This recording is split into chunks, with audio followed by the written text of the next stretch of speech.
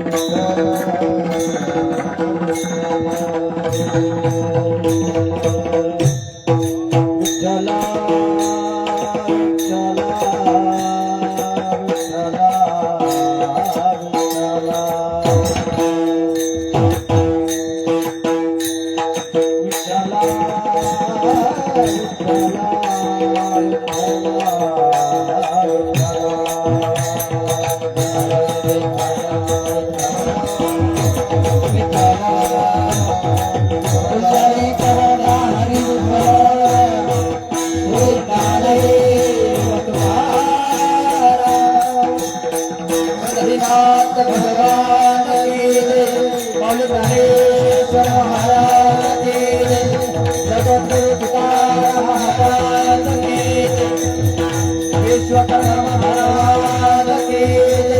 विठ्ठला विठ्ठला विठ्ठला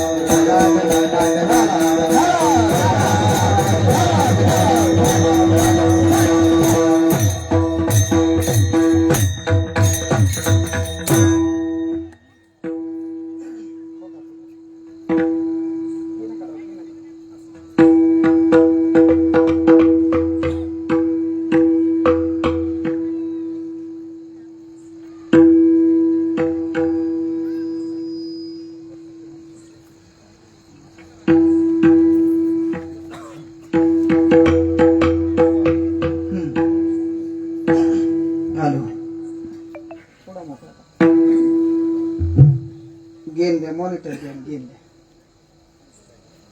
हरी थोडा रिपीट दे 1 पॉइंट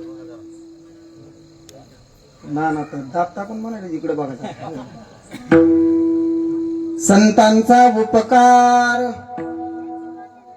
संतांचा उपकार वर्णावया नाही पार आपणा सारिखे करीती याती कुळ नाही चित्ती दया अंतरात वसे दुजा भाव तेथे नसे आपणा सारिखे करीती याती कुळ नाही चित्ती उदारपणे उदार एका जनार्दनी निर्धार आपणा सारिखे करीती याती कुळ नाही चित्ते विठ्ठला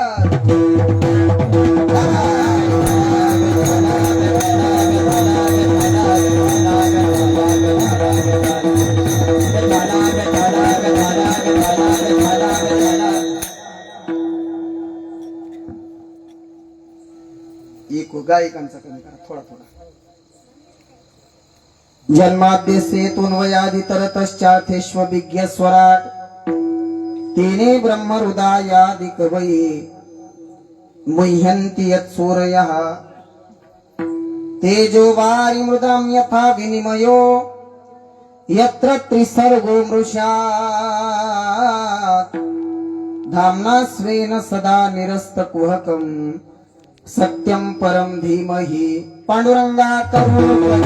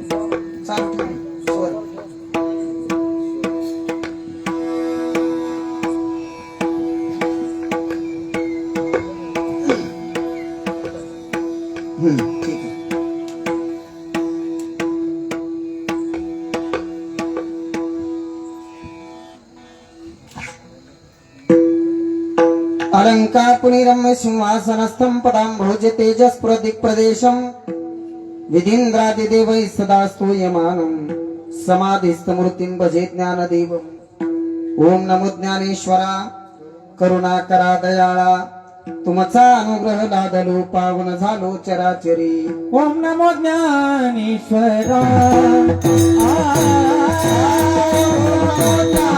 ज्ञानेश्वरा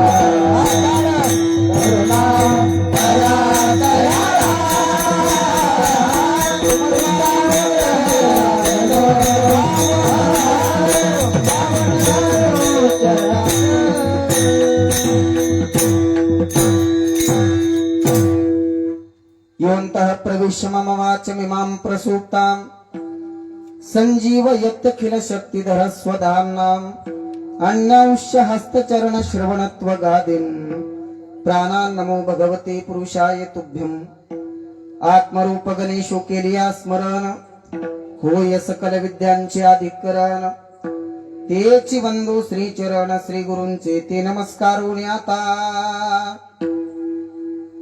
संतांचा उपकार वर्णावया नाही पार आपणा सारिखे करीती याती कोळ नाही चित्ती प्राप्त प्रसंगी चिंतन रूपी सेवेसाठी निवडलेला अभंग श्री क्षेत्र पैठण निवासी शांती ब्रह्म एकनाथ महाराज यांचा 4 चरणाचा दडक्या पद्धतीचा अत्यंत छोटासा आणि गोड असा अभंग आहे विठला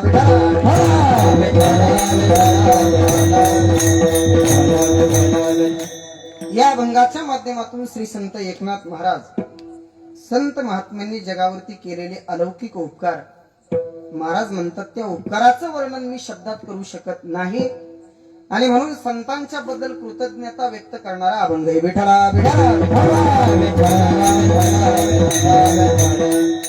अभंगावर चिंतन करण्यापूर्वी निमित्ताने हा कार्यक्रम या ठिकाणी संपन्न होतोय सर्वांना ज्ञात आहे भगवान विश्वकर्मा महाराजांच्या जयंतीच्या निमित्ताने संत ज्ञानेश्वर नगर भाटवड गाव परिसरातील सर्व मंडळी भाविक भक्तांच्या अनमोल सहकार्यातून प्रभू विश्वकर्मा मंदिर ट्रस्ट मंडळी सर्व सुतार समाज संघटना सर्व पदाधिकारी सर्वांच्या अनमोल सहकार्यातून हा कार्यक्रम या ठिकाणी संपन्न होतोय ग्रंथराज ज्ञानेश्वरी पारायण सोहळा रामकथा ज्ञान यज्ञ हरिपाठ कीर्तन असा हा भरगच्च कार्यक्रम या कार्यक्रमातील आजच्या 4थ्या दिवसाची कीर्तन सेवा आपल्या सगळ्यांच्या वतीने आदरणीय मामांच्या माध्यमातून माझ्यापर्यंत आली विठला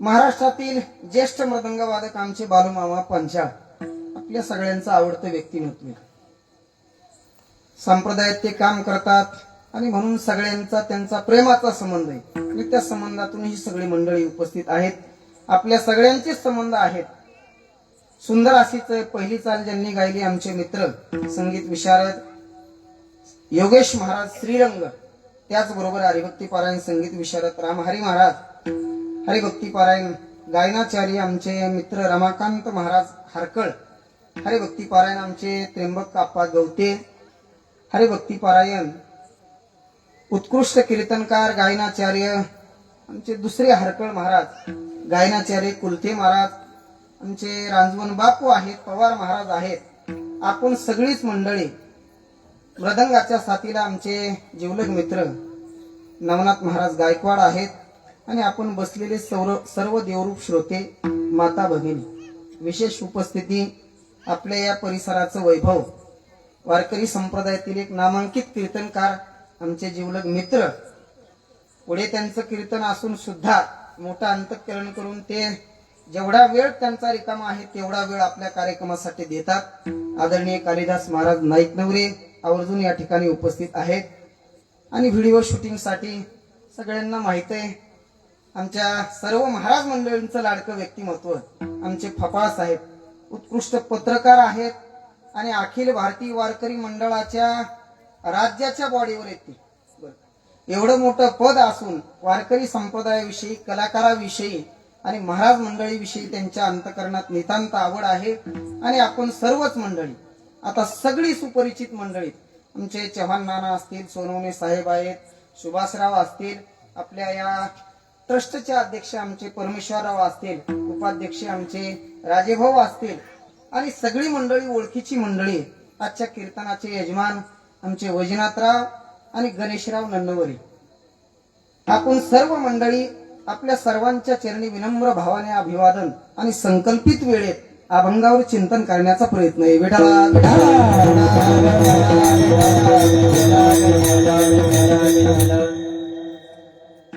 तुमच्या या कार्यक्रमात मला वाटतंय या निमित्ताने 2-3 कीर्तन केली.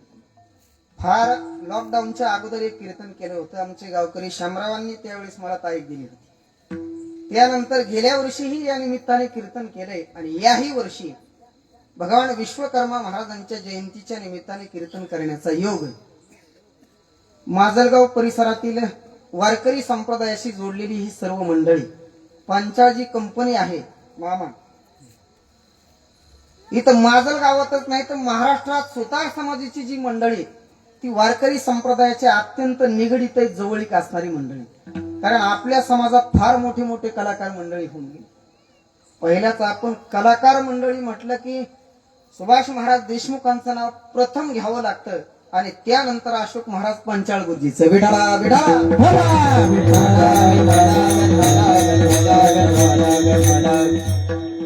म्हणून अत्यंत वारकरी संप्रदायाशी जवळीक असणारा हा आपला सर्व समाज आहे.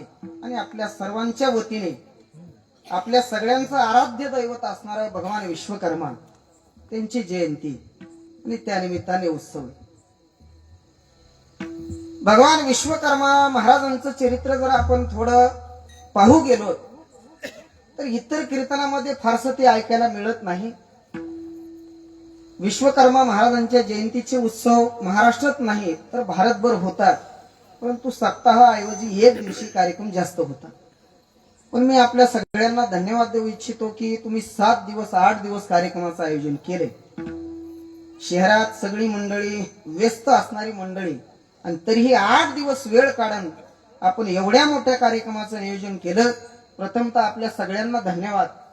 काय असतंय, शहरातली मंडळी घरचा पाहुणा जरी आला तर त्यांना वाटतं हे कधी निघून जातं एकदाच, म्हणजे वेळच नाही त्यांच्याकडे. इतकी बिझी मंडळी तरीही वेळ काढून आपण सर्वांनी या कार्यक्रमाचं आयोजन केलं. कारण ज्यांच्या जयंतीचं निमित्त आहे, भगवान विश्वकर्मा ही अशी देवता आहे. ब्रह्मदेवाने विश्वकर्मा महाराजांच्या माध्यमातून या जगाची निर्मिती केली. वास्तूची देवता म्हणजे विश्वकर्मा महाराजांकडे पाहिल्या जात. जगाची निर्मिती करत असताना जे काही ब्रह्मांड भगवान परमात्म्याने निर्माण केले, विश्वकर्मा महाराजांना विचारात घेतल्याशिवाय देवाला हे निर्माणच करता आलं नाही. आणि म्हणून वास्तू शिल्पे जे आडनाव पडले तुमच्या समाजात, ते शिल्पकार आहेत म्हणून शिल्पे आहेत. विठाला विठाला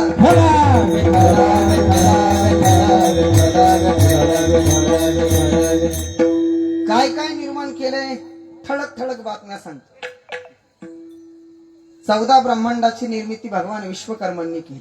अजून स्वर्गाची निर्मिती केली, कैलासाची निर्मिती केली, वैकुंठाची निर्मिती सुद्धा भगवान विश्वकर्मा महाराजांनी केली. जाऊ द्या वरच्या लोकातलं, खाली काय काय निर्माण केलं सांगतो तुम्हाला. सगळी मंडळी ऐकतात. सगळ्यात श्रीमंत होता या जगातला रावण. कशामुळे श्रीमंत होता म्हटले, त्याची लंका सोन्याची होती.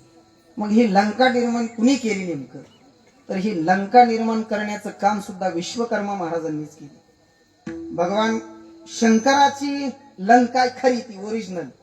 नंतर भगवान शंकरांनी जेव्हा वास्तुशांतीचा कार्यक्रम ठेवला आणि मग ज्या ब्राह्मण काकाला बोलवलं त्यांना सांगितलं वास्तुशांतीची पूजा तर तुम्ही केली पण दक्षिणा म्हणून काय देऊ. देव बाप्पा म्हटले बाकीचं तर काय नको पण ज्याची वास्तुशांती ती लंका मला दे.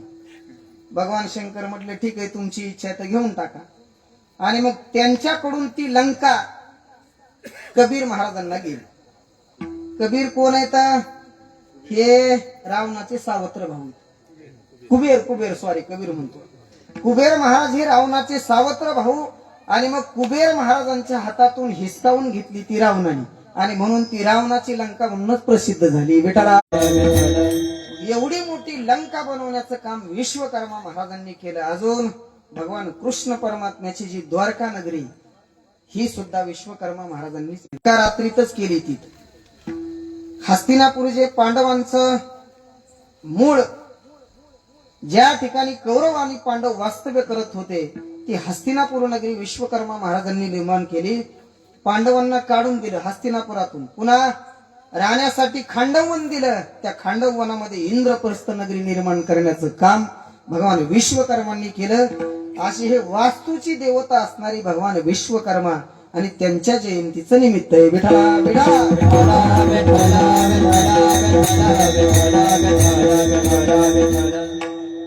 कोणता अभंग निवडावा कालिदास महाराजांना म्हटलो मी.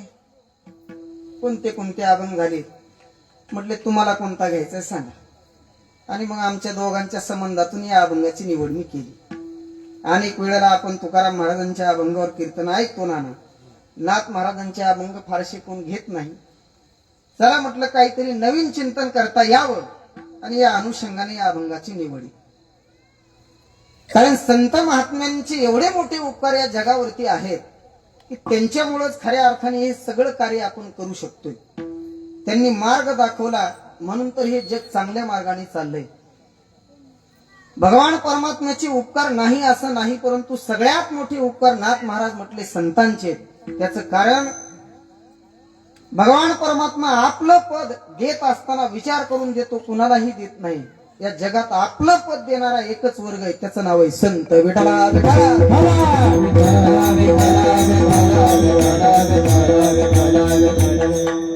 आणि म्हणून त्या संतांचे उपकार वर्णन करत असताना नाथ महाराज म्हणतात मी शब्दात वर्णन ते करू शकत नाही. अनेकांनी उपकार केले तुमच्या माझ्यावर. जग निर्माण करण्यासाठी भगवान परमात्म्याचे पहिले उपकार आहेत. एकलेन कंठेची म्हणून येणे केली निर्माण 14 भुवानी गगन चंद्र सूर्य मेघ तारांगणे 5 भूते भौतिके भिन्न भिन्न वो. भगवान परमात्म्याने हे निर्माण केलं पण मदत घेतली भगवान विश्वकर्माची. विठ्ठला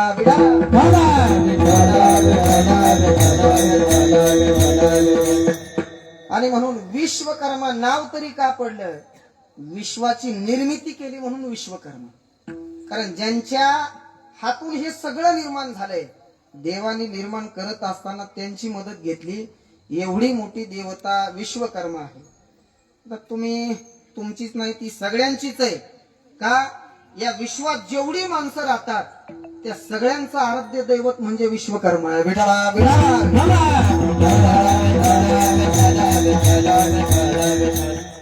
आणि म्हणून देवाचे उपकार आहेत. भगवान विश्वकर्मा महाराजांचे एवढे मोठे उपकार आहेत. जीवन जगण्यासाठी ज्या 3 मूलभूत गरजा आहेत अन्न वस्त्र आणि निवारा यातली जी 3री गरज आहे ती गरज विश्वकर्मा महाराजांमुळे आपली पूर्ण झाली. कारण जीवन जगत असताना जसं अन्न लागतं नेसायला जसं घालायला कपडे लागतात तसं राहायला घर लागतं. आता अलीकडे त्या घरामध्ये फर्निचरही लागतं सुभाषराव. ते पहिलं नव्हतं. पण निवाऱ्यासाठी जे घर लागतं बालू मामा तुम्ही बरोबर तो व्यवसाय निवडला. घर निर्माण करण्याचं काम या विश्व निर्माण करण्याचं काम विश्वकर्मांनी केलंय. ते काम तुम्ही पुढे चालवतात. तुमचा सगळा समाज चालवतो. कारण जी काही कला आहे कलेची देवता विश्वकर्मा. मग ती कोणतीही असेल. सध्या तुमच्या समाजातली सगळी मंडळी कलाकार आहेत आणि सगळ्या क्षेत्रात हे विशेष आहे. विठ्ठला विठ्ठला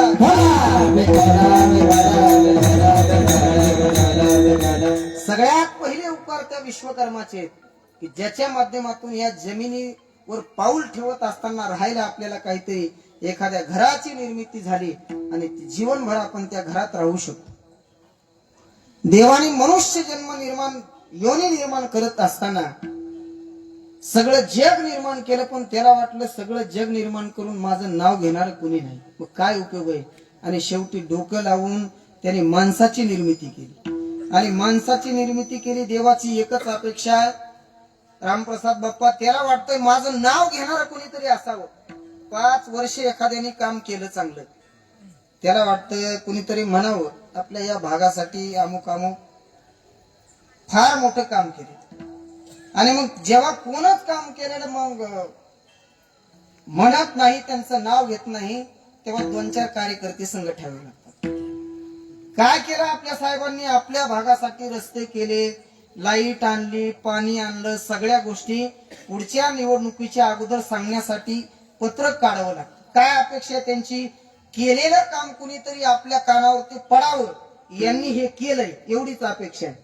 मग सामान्य जर एखाद्या विभागाचं काम करणाऱ्या माणसाला तरी माझं नाव घेणारा असावा, पण सगळ्या जगात त्याचं कुणीच नाव घेत नाही. आणि मग शेवटी त्याने मनुष्य नावाचा प्राणी निर्माण केला. विठ्ठला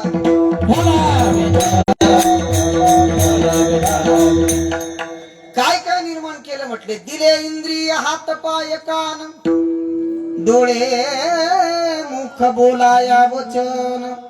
भगवान परमात्म्याने सगळ्या गोष्टी दिल्या, नुसतं तेवढं देऊन थांबला नाही. देहाला किंमत आहे जीवामुळे, आणि या देहात तो जीव त्याने ओतला, पण देत असताना फुकट दिला, हे महत्वाचे. जेने हा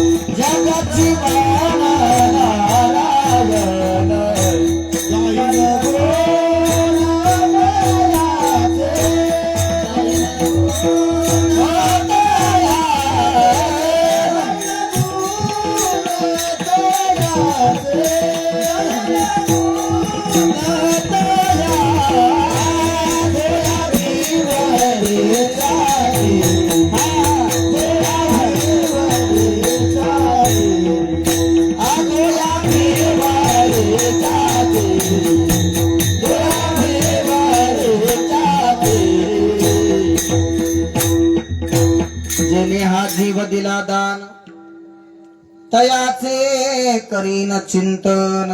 जगत जीवन नारायण गायीन गुण तयाचे. भगवान परमात्म्याने देह दिला, त्यात जीव दिला. किती महत्वाचा आहे जीव. पहा माझ्याकडं धडधाकट शरीर आहे, पण अचानक जीव निघून जावा, किती दिवस घरची मंडळी ठेवतात? अहो 1 दिवस सुद्धा ठेवत नाही. एखादा लांबचा पाहुणा येणारा असला तर लोक म्हणते जाऊ दे, ती येईन सावडायला, पण याला पहिलं बाहेर काढ. का? याच्यात आता राम राहिला. मग देहाला किंमत आहे जीवामुळे. तो जीव भगवान परमात्म्याने आपल्याला दिला. इथं फुकट कुणीच कुणाला काही देत नाही. सल्ला सुद्धा फुकट कुणी देत नाही. सल्लागार नावाचं पद आहे, हाय आपल्या पत्रिकेत वाचले म्हणून म्हणायला नाही. इथले देत असतील फुकट सल्ला, बाहेरचं सांगतो ना. सल्लागार नावाचं जे पद आहे, तो सल्ला देण्याचं काम माणूस जो करतो. फुकट सल्ला देतो का कालिदास महाराज? शब्द खर्च करण्यासाठी सुद्धा पैसा घेतो. मग सल्ला म्हणजे शब्द एखाद्याला चांगला सांगायचा असेल तर ज्या जगात पैसा मोजावा लागतो तिथं जीवच फुकट दिला. आणि मग जीव फुकट देऊन सुद्धा भगवान परमात्म्याचं नाव घेणं आपलं काम आहे. काम आहे म्हणण्यापेक्षा आपणच शब्द दिला त्याला. रात्रंदिवस नाव घेतो तो. रात्रंदिवस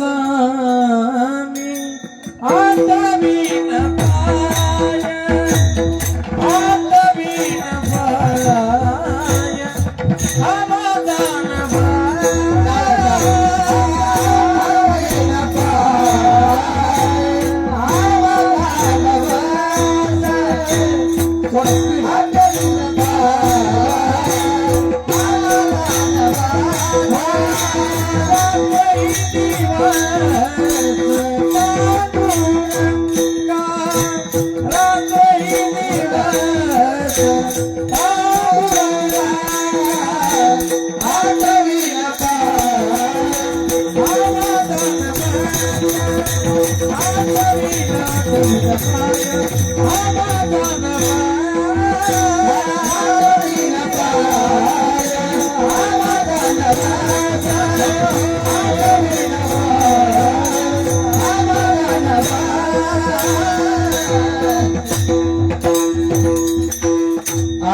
पाय हा माझा नवस.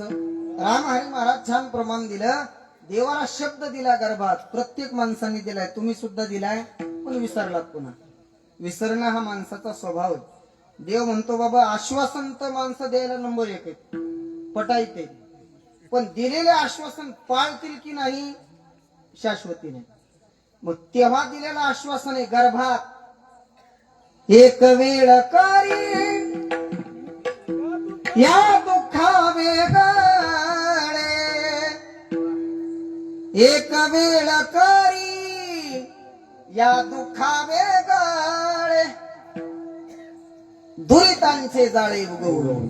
आठवीन पाय हा माझा नवस. रात्र ही दिवस पांडुरंगा, रात्रंदिवस भजन करण म्हणणारा जीव कशामुळे म्हणतो, त्याला माहित आहे हे सगळं जे मला मिळाले हे भगवान परमात्म्याच्या कृपेने मिळालं, आणि म्हणून त्या दुःखातून बाहेर पडण्यासाठी, गर्भवासातून बाहेर पडावं म्हणून रात्रंदिवस नाव घेईन म्हणणारा जीव. देव म्हटला बाबा तू शब्द दिलता मला, कुठे गर्भात. काय शब्द दिलता? रात्रंदिवस तुझं नाव घेतो, गर्भवासाच्या दुःखातून मला बाहेर काढ. देव म्हटला बाबा काढतो, रात्रंदिवस नाव घेतो, जरी म्हणत असतील तरी मला तेवढी तुझी अपेक्षा नाही, मला माहिती तेवढं घेणार सुद्धा नाही. काय कर, निदान इथं संत ज्ञानेश्वर नगरला सप्ताह चालू आहे, 2 तास तरी नाना इकडे येऊन बसलं तरी खूप झालं. एखाद्याला म्हणलं का चला येतो का कीर्तनाला, ते महाराज इथं मरायला टाइम नाही, तुम्हाला लोकाला नाही, कोण म्हणलं धंदी नाही म्हणते असे बरेच जण. तुमच्या लोकाला काही काम नाही म्हटले, आम्हाला दिवसभर काम करावं लागतं आणि 2 तास कीर्तनाला यायला वेळ नाही तर मरायला टाइम नाही. विश्वकर्मा भगवान म्हणत असतील अरे बाबा हे सगळं माझ्या कृपेने तुला मिळालंय आणि तरी म्हणतो इथं मरायला टाइम नाही, मग जास्त दिवस राहता येणार नाही. विठाला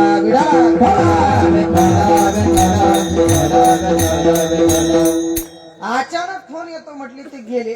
कस काय गेले? कालच चहा घेतला म्हणले आम्ही हॉटेलमध्ये, धडधाकट होते, जाण्यासारखं वय नव्हतं आणि चालता चालता गेले. म्हटले इकडं नाही आले की कधी उचलले जातील, काय कारण आहे? म्हटलं ज्याच्यासाठी हे सगळं मिळालंय तोच विषय सोडून दिला आणि बाकी सगळे काम माणसं करायले. हा अरे बाबा ज्याच्यासाठी इथं आलो नको सगळा टाइम देऊ, पण निदान कामामध्ये काम काही म्हणा बर का युवराज दादा. काम करून सुद्धा तुम्ही दिवसभर काम करून तरी तुम्हाला कीर्तनाची आवड आहे मला माहिती. नाना माजल गावात बऱ्याच ठिकाणी कीर्तनाला ते दिसतात. सकाळपासून त्यांचं काम आहे, ते दूध घालतात, तिकडे त्यांचा गोठा फार मोठा, म्हणजे कामातून वेळ काढून सुद्धा कार्यक्रमासाठी भजन कीर्तनासाठी वेळ देतात, हे महत्वाचं आहे. विठाला विठाला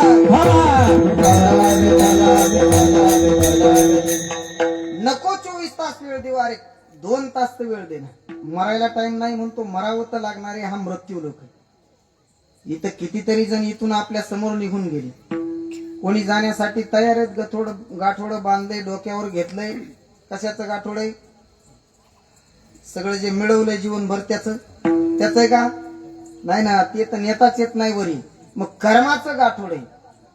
कोई चला गया कोई जावे, थोडा ऐकू, कोई गठड़ी बांध सिधावे, कोई तैयार खड़ा राखेला रे, 2 दिन का दर्शन मिला रे. गठडी बांध सिधावे, गठडी म्हणजे जे आयुष्यभर तुम्ही चांगलं वाईट कर्म केलंय ते कर्माचं गाठोडं डोक्यावर आहे, बांधून तयार आहे. फक्त एकदा वरून आदेश निघाला, आएगा जबरे बुलावा हरी का, आणि मग छोड़ के सब कुछ जाना पडेगा. कितीही मोठा बंगला असू द्या आणि कितीही बँक बॅलन्स असू द्या, इथंच सोडून जावं लागणार आहे. विठाला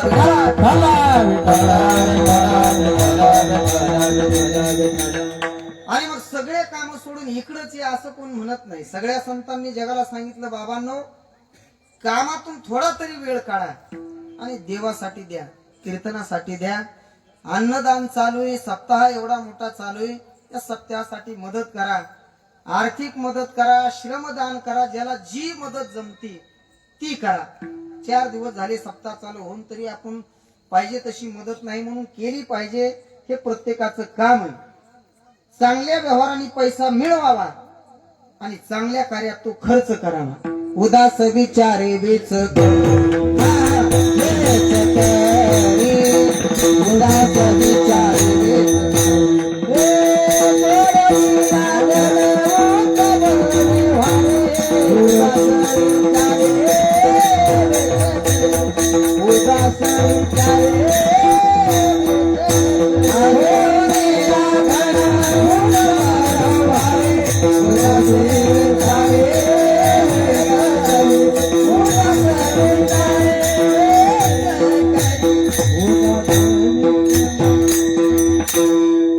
जोडून या धन उत्तम व्यवहारे, उत्तम व्यवहाराने धन मिळवावं आणि उदास विचारे म्हणजे चांगल्या कामासाठी ते उदार अंतकरणाने खर्च करावे. काय होतं, मिळवलेलं जर चांगलं उपभोगायचं असेल तर शास्त्र असं सांगतं, बाप्पा 100 रुपये मिळवले की 10 रुपये इकडे खर्च केले पाहिजे. काय होतं, त्यांनी दानाने धनाची शुद्धी होते. भरपूर मिळवलंय पण समाधान देत नाही, त्याचं कारण आहे ते चांगल्या कार्यात खर्च होत नाही. 90 रुपये आपल्याला जर चांगले उपभोगायचे असतील तर 10 रुपये या कामात खर्च करावे लागतात. जुन्या काळात किर्लोस्करचं जनरेटर होतं ना मोठं. काय करायचं, ते जनरेटर मध्ये कैलास महाराज एवढी मोठी ताकद आहे, 10च्या मोटरीचं पाणी उपसायची वीज ते निर्माण करत. एवढं मोठे ताकद असणारं जनरेटर, पण ते चालून चालून गरम होऊन त्या जनरेटर मधून एक तुटी बाहेर काढलेली असते, एक छोटा कॉक नळ काढलेला असतो बाहेर. कशासाठी, 10च्या मोटरला पाणी उपसायला लावणारं वीज तयार करणारं जनरेटर. एवढी मोठी ताकद असताना सुद्धा ती तुटी बाहेर काढलेली असती. त्याचं कारण गरम होऊन त्या जनरेटरचा स्फोट होऊ नये म्हणून. काय होतं, चालून चालून ती जेव्हा गरम होतं त्याच्यात ताकद भरपूर आहे, पण स्फोट होऊ नये म्हणून ती तुटी बाहेर काढलेली असते.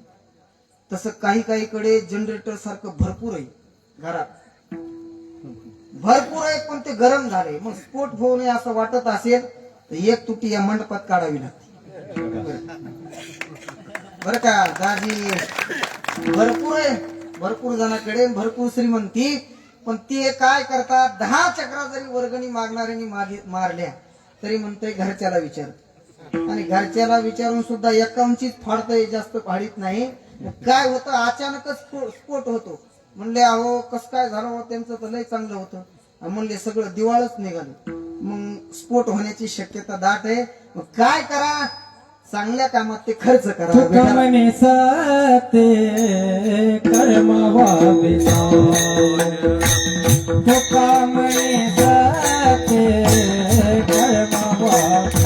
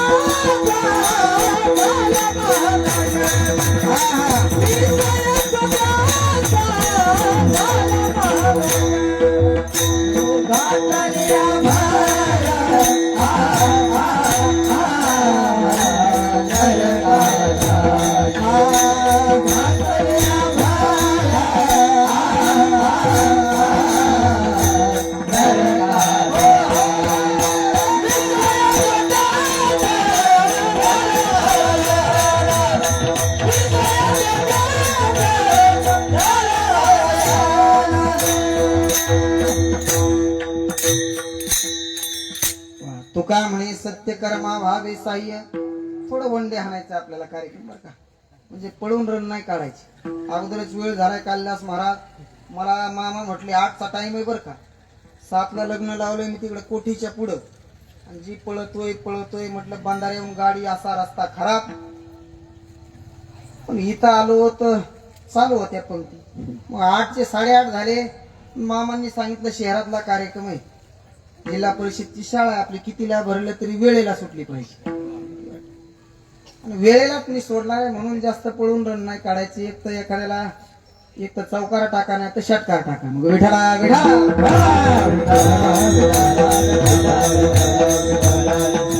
तो का म्हणे सत्य कर्मा व्हावे साह्य. चांगल्या कामासाठी मदत करणं प्रत्येकाचं काम आहे. तुम्ही आम्ही आनंद घेतोय. आता 4 दिवस झाले कार्यक्रम चालू आहे. बिना खर्चाचा आनंद घेतायत सगळे. खर्च तर येणारे फुकट होत नसते काही. होय महाराज लोक तरी का तुम्ही म्हणता कार्यक्रम करायला पैसा लागतो. पण आता तुमच्या सगळ्यांचे प्रेमाचे संबंध आहेत म्हणून तरी थोडं बरं आहे. एखाद्या नवीन माणसाने का फोन केला की मग कळतंय त्याला किती खर्च येतोय. विठाला आणि मग खर्चाशिवाय तर हे चालत नाही. यात मदत करणं हे आपलंच काम आहे. हा जो परिसर आहे आपला सगळा, या सगळ्या मंडळींनी जर सढळ हाताने मदत केली तर हा कार्यक्रम सहज पार पडणार आहे. आणि म्हणून उदास विचाराने खर्च करणं हे प्रत्येकाचं कर्तव्य. जीवन जगत असताना देवाने हे मला सगळं दिलंय आणि म्हणून त्याच्याच कार्यात थोडं तरी खर्च करायचं. नाहीतर काही माणसं म्हणतात महाराज बापाच्या काळात काहीच नव्हतं, पट्ट्याने केलं सगळं. काय केलं म्हणलं पट्ट्याने? म्हणला गावात कुडाचं घर नव्हतं राहायला, पट्ट्याने माजल गावात 4 मजली बंगला बांधला. असं का? अरे म्हटलं पट्ट्याने अजून काय केलं? म्हटलं 50 एकरचा नंबरच घेतला. म्हटलं पट्ट्याने 50 एकर घेतली म्हणतो. जन्माला येण्याच्या अगोदर कुठं होता तो नंबर? म्हणला तिथंच होता. आणि तू गेल्यावर तिथंच राहणार आहे ना, मग पट्ट्याने घेतला कसा म्हणतो? पट्ट्याचा नाही, हा सगळा कुणाचा आहे? त्याचा आहे. फक्त आपल्याला किरायाने इथं पाठवलंय. विठाला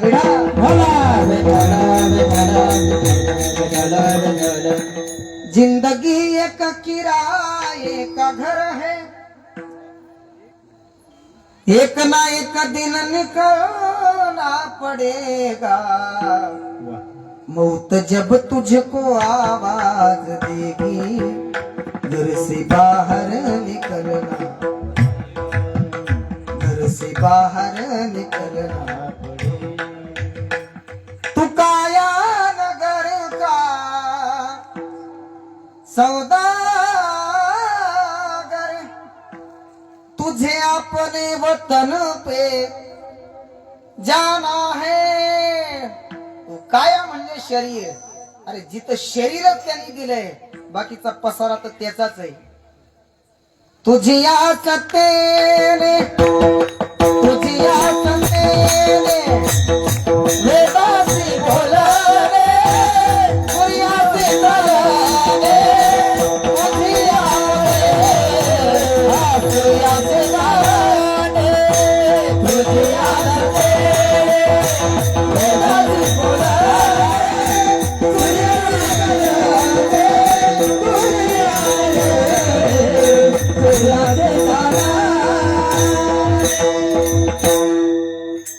तुझी या सत्तेने वेदाशी बोलणे. सगळं त्याच्या इच्छेने चाललंय. जग त्याच्या इच्छेने चाललं. मग चालवायचंय का बंद करायचंय त्याच्या हातात आहे. बंदही केलं तर 2-3 वर्ष मागे जग बंद केलं होतं. काही माणसं म्हणतात देवच नाही जगात, असं म्हणणारी भरपूर आहे शहरात. कुंडीकर मामा टेकून बसला तुम्ही म्हणाय नाही बसा, पण माझ्याकडे बघा. शहरातली माणसं म्हणतात आहो कशाचा देवन कशाचं काय सगळं थोतांड आहे, असं म्हणणारी माणसं भरपूर आहेत. पण त्यांना सुद्धा कळालं की बाबा काहीतरी अदृश्य शक्ती या जगात आहे. जसं हे सगळं व्यवस्थित सुरळीत चाललंय तसं बंद सुद्धा एक दिवस तो करू शकतो, हे त्यांनी दाखवून दिलं. आणि म्हणून बरेच तेव्हापासून मानायले. जे म्हणत होते ना पुणे मुंबईवरून येणारे अगोदर लय ताईट मध्ये यायचे गावाकडे आले, त्यांना वाटायचं आम्ही कोण असे वेगळ्याच विश्वातलेत का काय. पण कोरोना काळात येत असताना चोरासारखी रात्रीच यायची आहे का नाही परिस्थिती.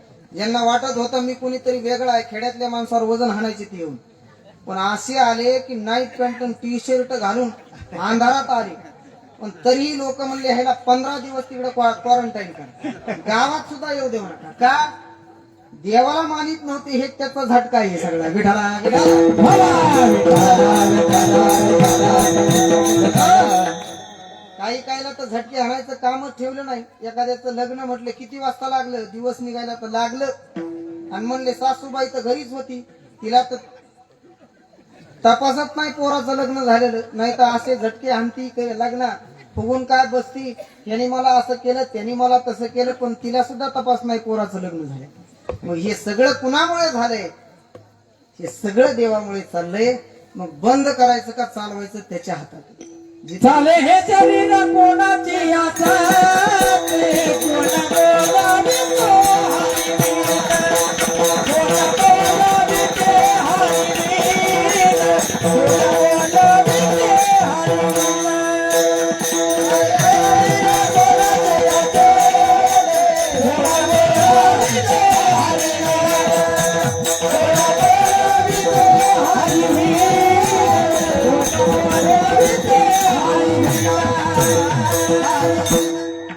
चाले हे शरीर कोणाचे आहे सत्य? शरीर त्याच्या इच्छेने चाललंय, हे सगळं जग त्याच्या इच्छेने चाललंय. त्यांनीच हे सगळं दिलंय. सगळ्यात मोठे त्याचे उपकार आहेत. आणि त्याचं भजन कीर्तन करण्यासाठी मरायला वेळ नाही म्हणणारी माणसं मरण तर 100% ते कुणाला चुकणार नाही, जावं लागणार आहे. इथं बसलेली सगळी मंडळी गॅरंटीने सांगतो ना 7 दिवसातच मरणार आहे. तुम्ही म्हणता मारायला आला का काय आम्हाला? म्हणजे सत्य करा पुन्हा मारा आज ना आम्हाला. 7 दिवसात मरणार आहेत, लिहून घ्या माझ्याकडे. का 8वा वार अजून आहे आपल्याकडे? किती वार आहेत?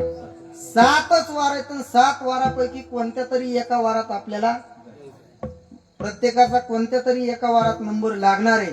मग 7च दिवसात मरणार आहे. शुकाचार्य म्हटले परीक्षिती राजाला 7 दिवसात तू एकटाच मरणार आहे असं नाही. अरे हे जगच 7 दिवसात मरणार. येथे नाही आले पुरावतारे. येथे नाही आले पुरावतारे. येथे पावलं देवाची. येथे पावलं देवाची. येथे माझी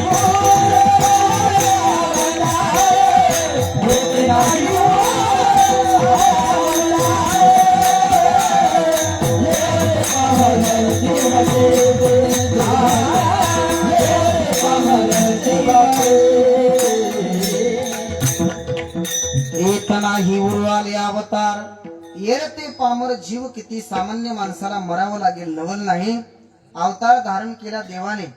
अवताराला आले संत, त्यांना मृत्यू लोकाच्या नियमाने जावं लागलं.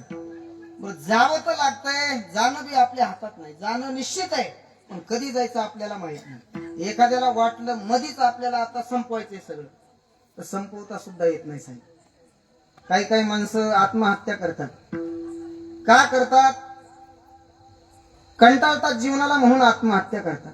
पण आत्महत्या करून सुद्धा मरण येईल सांगता येत नाही. जीव देण्यासाठी सगळेच प्रयत्न करतात, पण सगळेच मरतात असं नाही. काही काही जण वाचतात सुद्धा. एकाने विचार केला, म्हटला बर का इकडे बघा, काय नाही तिकडे, काय जीवन जगून उपयोग आहे? म्हटलं मरणाची गरिबी आहे, खायला अन्न नाही, राहायला घर नाही, खिशात पैसा नाही, जगाकडे पाहावं तर सगळी श्रीमंत माणसे, आणि म्हणून मरायचं. म्हटलं काय उपयोग आहे जगून तरी? मरायचंय, पण कधी मरायचंय? वाचवायला सुद्धा कोणी आलं नाही पाहिजे. दुपारच्या वेळेला मरतो म्हटलं. 3ऱ्या मजल्यावर गेला, उडी टाकून जीवच देतो म्हणला. इच्छा होती मरायची. 3ऱ्या मजल्यावर गेलं, उडीही टाकली. योगायोग ह्यानी उडीवरून टाकणं, आणि खालून रस्त्याने एक भाजी विकणार चाललं होतं असं पाठी घेऊन चाललास म्हणा. याची उडी पडली त्या पाटीत. आता हे तर मेलच नाही, भाजीवरच मेलं. मरायचं कोणाला होतं? ज्यांनी उडी टाकली. मरायचं जरी ह्याला होतं तर मरण ह्याच्या हातात नाही ना. विनाकारण त्या बिचाऱ्या भाजीवाल्याला ह्यानी मारलं. मग मरण आपल्या हातात नाही, जीवन बी आपल्या हातात नाही. हे सगळं त्याच्या हातात आहे. आणि म्हणून सगळ्यात मोठे उपकार त्याचे. विठला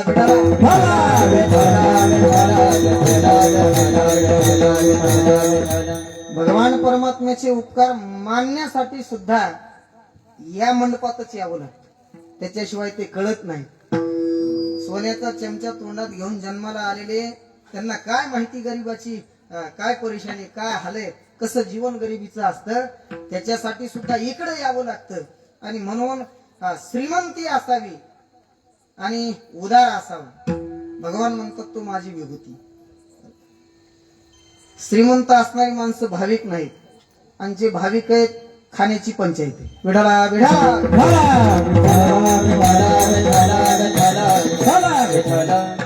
देवाने सगळं दिलंय, त्याचे उपकार मी सांगत होतो. जन्माला येण्याच्या अगोदर त्यांनी आपली सोय केली. कोणी केली बाळा दुधाची उत्पत्ती, वाढवी श्रीपती सवे दोन्ही. आईच्या स्तनामध्ये दूध निर्माण करणारा तो भगवान. त्याला माहित आहे जन्माला मी याला घालणार आहे, पण याच्या काहीतरी पोटा पाण्याची सोयी करावी लागेल ना. आणि म्हणून त्यांनी एकच सुभाषित सांगून पुढे चालतो कल्यास. कुणाकुणाची निर्मिती तुमच्या माझ्यावर उपकार करण्यासाठी त्यांनी केली. रविश्चंद्रो घना वृक्षा नदी गावश्य सज्जना येते परोपकाराय युगे देवेन निर्मिता. 7 लोक सांगितले. रवी म्हणजे सूर्य, चंद्र, पाऊस, वृक्ष, नदी, गाय आणि सज्जन. विठला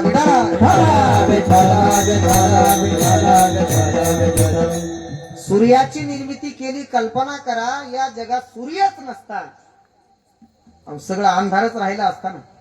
आता रात्रीला काय सूर्य नाही. हा जो लाईट प्रकाश आपल्याला मिळतोय, या लाईटची आपल्याला किंमत मोजावी लागते. फुकट आहे का लाईट? 1 महिना लाईट वापरली तर बिल येतं, नाही बिल भरलं तर दुसऱ्या महिन्यात नोटीस येते, तुमचं कनेक्शन कट करायचं. मग 1 महिना उजेड वापरला तर बिल येतं भाऊ. पण ज्या सूर्याने आयुष्यभर तुम्हाला मला प्रकाश देण्याचं काम केलं, त्याचं कधी आपल्याला बिल आलं नाही. हे त्या सूर्याचे उपकार आहे. विठला विठला चंद्राचे उपकार आहे. चंद्राचे काय उपकार आहेत? तुम्ही आम्ही जे अन्नधान्य खातो, या अन्नामध्ये एवढी मोठी ताकद कुणापासून मिळते? ती मिळते चंद्रामुळे. काय करतो चंद्र? पौर्णिमेच्या दिवशी त्या धान्यावरती अमृताचे कण शिंपडतो. शेतात आपण जे धान्य पेरतो आणि मग त्या अमृताच्या कणामुळे त्या धान्यामध्ये एवढी मोठी शक्ती येते, ते धन धान्य खाऊन आपण 100 वर्षे जगतो. आणि म्हणून कलियुगातला जो प्राण आहे तो अन्नमय प्राण आहे. जर जेवण नाही गेलं तर माणसं म्हणतात 8 दिवस झालं ते घास खाय नाही, कधी जाईल सांगता येत. मग अन्न नाही खाल्लं तर मरण आहे. मग अन्न खाऊन 100 वर्ष जगतो. की अन्न कुणामुळे एवढे शक्ती त्याच्यात निर्माण होते, तर ते उपकार चंद्राचे. अजून नदीचे उपकार सांगितले. एखादी आपल्या माजलगावच्या शेजारून ही शिंदफाना नदी आहे. काय करते नदी? त्या नदीमुळे आपला परिसर सुजलाम सुफलाम झाला. त्या नदीमुळे आपल्यावर धरण झालं, परिसरामध्ये कारखाने आले, बागायत क्षेत्र वाढलं आणि पर्यायाने आपण सगळे समृद्ध झालो. हे उपकार नदीचे. विठला विठला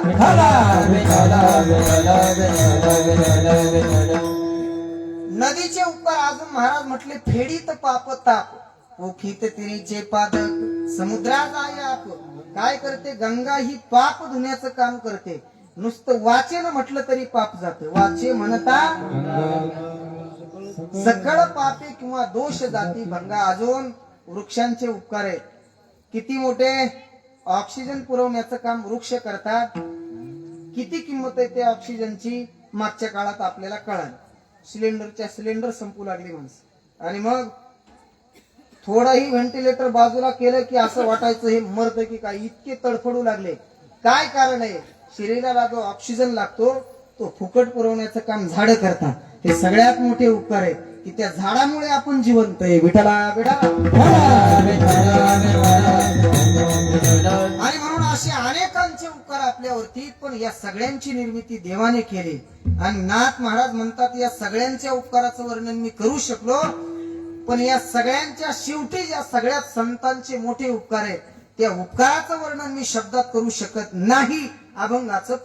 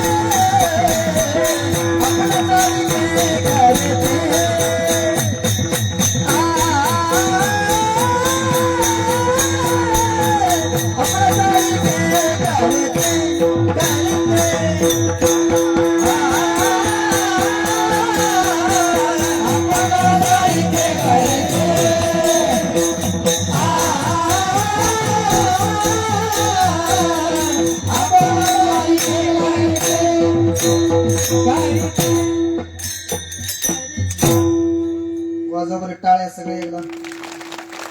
धन्यवाद. त्यांचा सन्मान होतो ना एखाद्याला. आणि तिथनं डुकले इतक्या आवाजात सुद्धा झोपणारे भरपूर आहे. सामूच्या जवळ टेकून झोपणारे काय काय. काय कारण आहे? पलीकडे मंडप आहे त्याचं कारण. विढाला विढाला.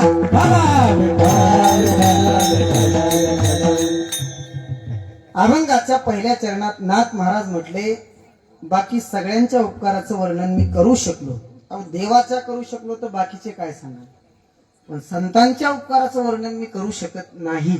काय उपकार केले महाराज. अहो सामान्य माणसाला आपल्यासारखं बनवलं यात नवल नाही. रेड्याला सुद्धा आपल्यासारखं बनवलं. ज्ञानोबराय म्हटले, भविष्यात माझा संजीवन समाधी सोहळा फार मोठा होणार आहे, पण माझी इच्छा आहे की रेड्याचा समाधी सोहळा झाला पाहिजे. आणि म्हणून या जगात एवढे मोठे उपकार करणारे दुसरे कुणीच नाहीत. माय बाप सुद्धा नाही.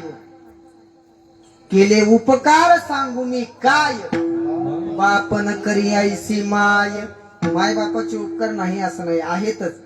त्यांचे उपकार आहेत म्हणून तर आपण मंडपात. या जगात पहिला पाऊल ठेवायला जागा कुणी दिली असेल तर ती आपल्या आईने दिली. 9 महिने तिच्या गर्भात राहिलो आणि म्हणून तिचे उपकार आहेतच. सगळ्या जगात तिची थोरी वर्णिलेली. कुणीही जगाचा मालक म्हणतो मी तिच्याशिवाय भिकारी. स्वामी तिन्ही जगाचा वा वा आई विना भिकारी. आता जमलो नाही. सिस्टम छान आहे बरं का. सोपं नाही. काय असतंय सगळ्यांची मने. जसे एखाद्या घरात सुनबाई असते, तिला जसं सगळ्या घराचे मन सांभाळून तिथं नांदावं लागतं, तसं हे सिस्टीम वाल्याचं काम आहे. पकवाजा म्हणतोय ट्रबल दी, गायक म्हणतोय इको दी. म्हणजे जे ते येत त्यांच्यावर वजन. ते शांत असले की मग सगळं सुरळीत चालते. विढाला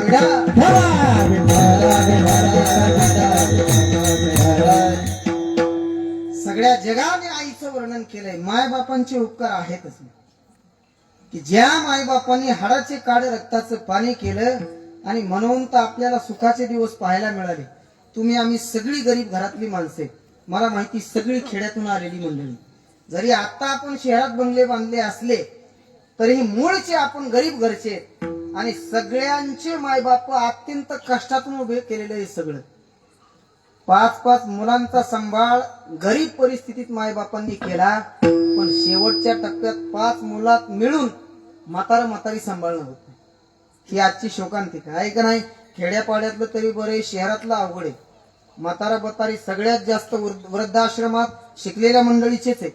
आपल्याकडे नाही. पुणे मुंबई सारख्या ठिकाणी तुम्ही गेलात तर सगळ्यात जास्त श्रीमंत लोकांचे मायबाप वृद्धाश्रमात आहे. काय कारण आहे म्हटले, बंगले मोठे, नौकर चाकर भरपूर आहेत, पण मायबापासाठी जागा नाही. ही शोकांतिका आहे. माय बापांचे उपकार आपण विसरलो. कबीरदास महाराज त्या काळात लिहून ठेवलं त्यांनी की कलियुगामध्ये अशी मुलं जन्माला येतील, माता पिता को कोई नहीं माने, औरत को बहुमा, आई रे बेईमान दुनिया, आई रे बेईमान. अजून साधू संत को कोई नहीं माने, चांगल्या माणसाला किंमत नाही.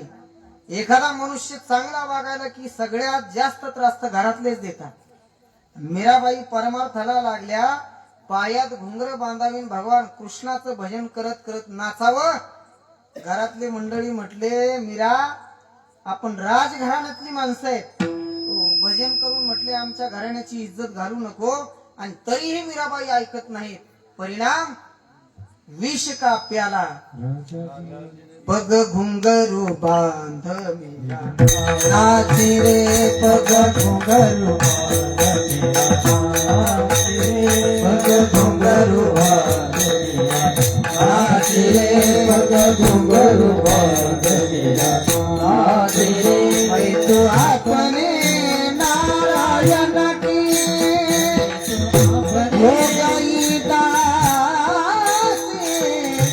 दासी रे पग घुंगरू बांध मीरा, नाची रे पग घुंगरू बांध मीरा, नाची रे विष का प्याला रामा जी ने भेजा, राजा जी ने भेजा, पिबत पिबत मीरा. थोडा पकवा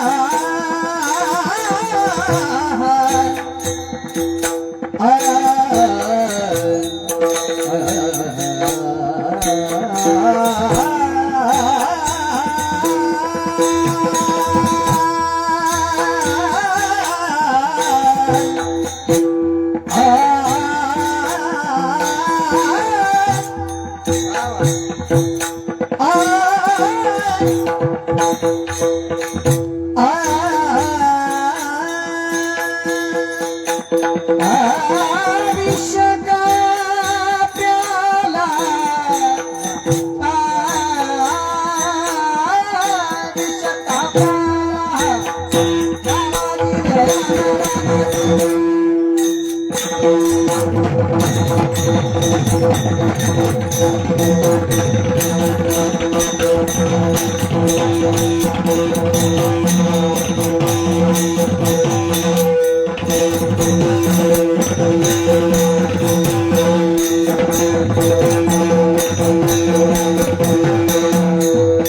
विष का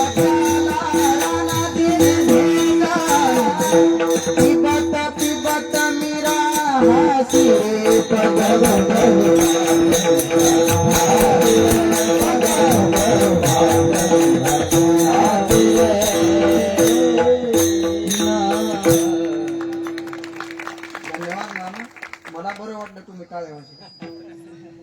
अजून अर्धा तास तर नाही सोडित मी.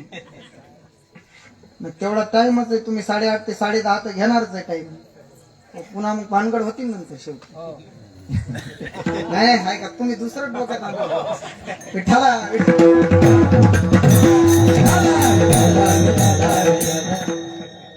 घरातली माणसं चांगलं वागायला की त्रास देतात. मग ते माय बापाला असू द्या नाही ते साधू संतांना असू द्या.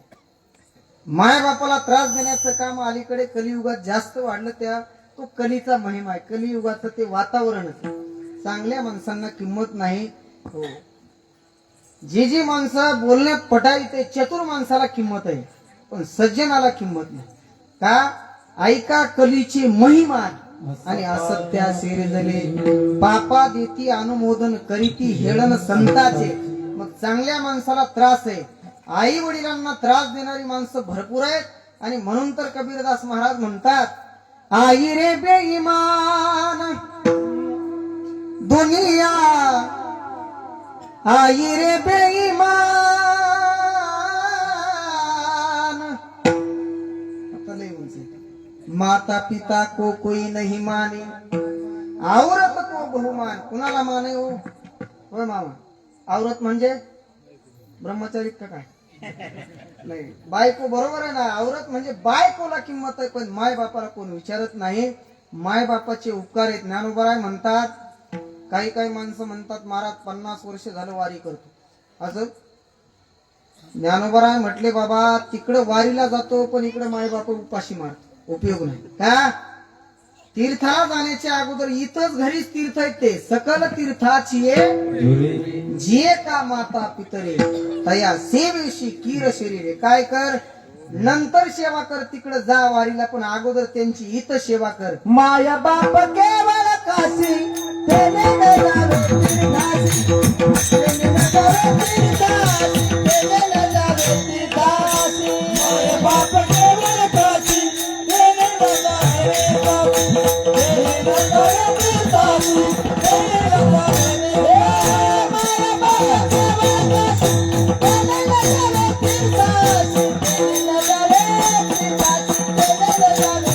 तीर्थासी, तेने न जावे तीर्थासी, तेने न जावे तीर्थासी. माया बाप केवळ काशी, तेने न जावे तीर्थासी, तेने न जावे तीर्थासी, तेने न जावे तीर्थासी, तेने न जावे तीर्थासी, तेने न जावे तीर्थासी. माय बापे केवळ काशी आणि तेने न जावे तीर्थासी. तीर्थाला जाऊ नये असं नाही, पण माय बापांची सेवा करणं हा पहिला धर्म आहे. जिवंतपणे सेवा आणि गेल्यानंतर स्मरण आहे. शास्त्राने विधी सांगितली, ते निमित्त आजचं नाही म्हणून तिकडे मी वळत नाही, पण जिवंतपणे सेवा करणं पुत्राचं काम आहे आणि तो त्याचा धर्म आहे, त्याचं कर्तव्य आहे. वाढवी महत्व वडिलांचे. माय बापांची सेवा, त्यांचे उपकार आहेतच, पण नाथ महाराज म्हटले संतांपेक्षा कमी. बाप न करी आईशी माय. का हो महाराज, सगळं जग म्हटले माय बापाचे उपकार मानते, तुम्ही का मानत नाही? नाथ महाराज म्हटले, कोणत्या माय बापाचे मानत नाही?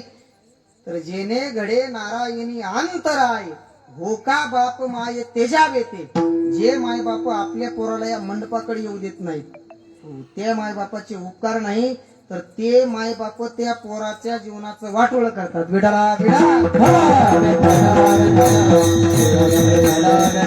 असे भरपूर म्हणणार आहेत बाबा की आमुचे कुळी नव्हते आईशे आणि हेची पिशे जन्मली. आणि म्हणून त्या माय बापांचे उपकार संतांपेक्षा कमी आणि संतांचे जास्त आहेत. त्याचं कारण माय बापाला आपल्या पोराचं हित कशातही माहित आहे का? नाही. प्रत्येक इथं बसलेल्या माय बापांना माहित आहे प्रपंचात पडलं की त्रास होते, जीवनभर त्रास आहे. मग जरी त्रास होतो माहिती असलं तरी पोराचं लग्न करून देते का नाही? देते ना. माय बापाला जर पोराचं हित कळालं असतं तर सगळ्याच आई मदालसा माता सारख्या नाही. जी मदालसा माता जन्म झाल्याबरोबर आपल्या बाळाला उपदेश करते, हा देह नाशिवंत मळमूत्राचा बांधा वरी चर्म घातले. काय म्हणते ती मदालसा माता? अरे बाबा, हे जग कसं आहे, या जगामध्ये सगळं नाशवान हे जग आहे आणि म्हणून जन्माला आलास ना आयुष्याचं कल्याण करून घे, असा उपदेश करणारे मायबाप वेगळे. आणि आपल्या मुलाने नुसत्या नोटा आणावा घरी. 4-5 मुलं आहेत महाराज, 4 मुलं पैसा कमवतात, पण एक जर म्हटले काहीच कामाचं नाही, काय करते? काय नाही म्हटले, तुमच्यासारखंच बोंबलत फिरते. म्हणलं का मी काय फुकट फिरायलो का काय? जो मुलगा पैसा कमवतो त्याला चांगलं म्हणतात माय बापू. म्हणजे त्यांची इच्छा मुलांनी फक्त माल घरात आणावा. का? त्यांना वाटतंय माल आला की सगळ्या जगात आमची किंमत वाढणार आहे, धनवंता लागी आणि सर्व मान्यता मान. सगळं ह्याच्यासाठी चाललंय नाही, प्रत्येकाला वाटतंय मला जगाने मानावं, माझ्या घरामध्ये श्रीमंती असावी, माझ्याकडे सत्ता असावी. या सगळं जे चाललंय ह्या 2-3 गोष्टीच्या भोवतीच फिरतंय. विठाला विठाला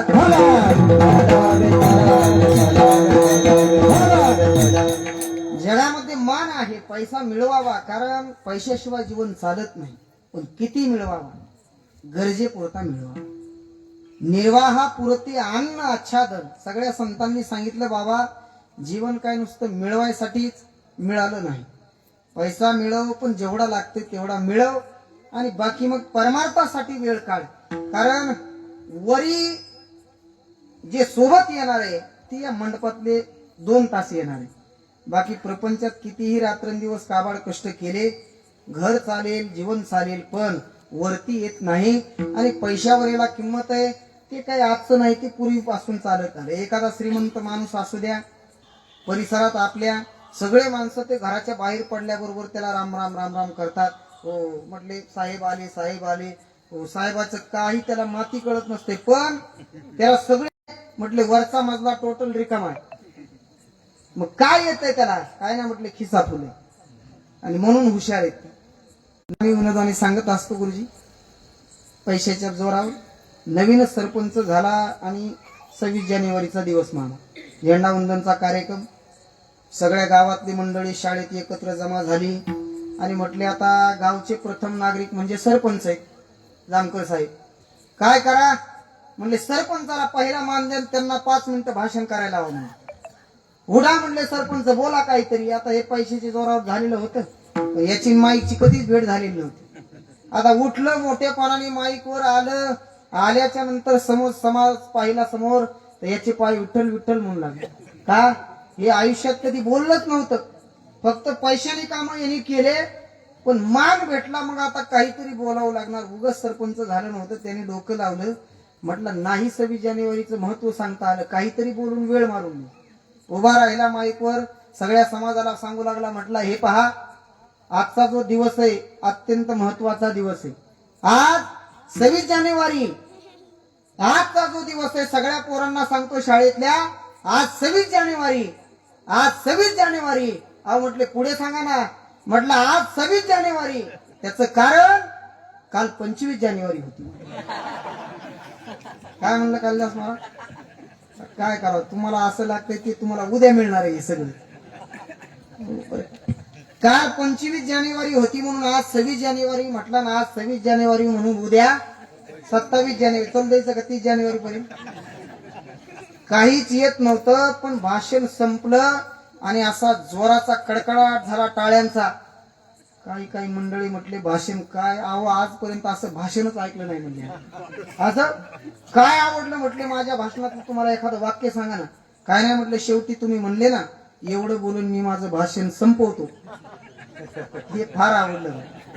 म्हणजे इतकं भारी ते बोलत होते, इतके ते हुशार होते, आणि तरी जग त्यांना मानत होतं. काय कारण आहे?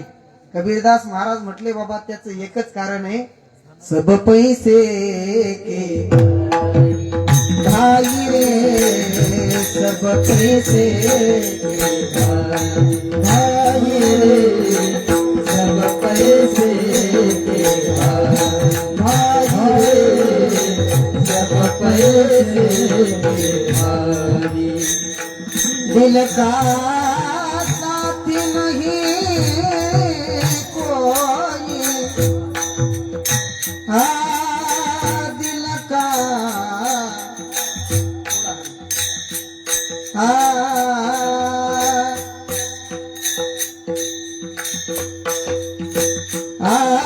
दिल का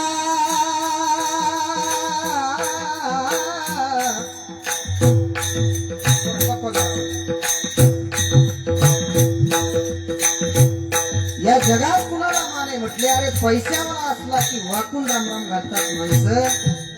एखादा गरीब भाऊ असू द्या, कोणी तो म्हटले हे तुमचे सक्का भाऊ असतो, पण जगाला सांगतो त्याचा माझा काहीच संबंध. अरे बाबा कोण आहे तुझ्या जवळचं? म्हटलं आमदार साहेब माझ्या घरातलेच आहे. याचा ना आमदाराचा काहीच संबंध नसतो, पण म्हणतो आमदार साहेब माझ्या एकदम जवळचे. काय कारण आहे?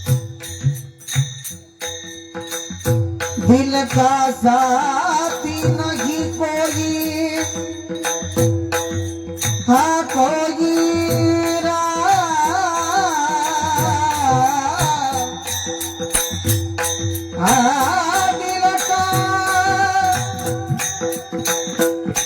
दिल का साथी नहीं को दिल का साथी नहीं रे कोई दिल का साथी रे कोई नहीं रे क्या बात कोई नहीं रे दिल का साथी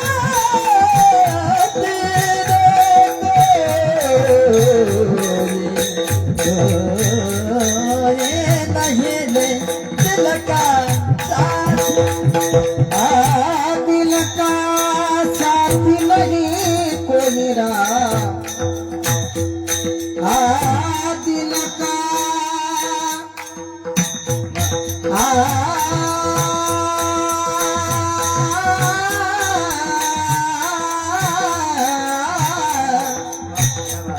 सुनते मामा दिल का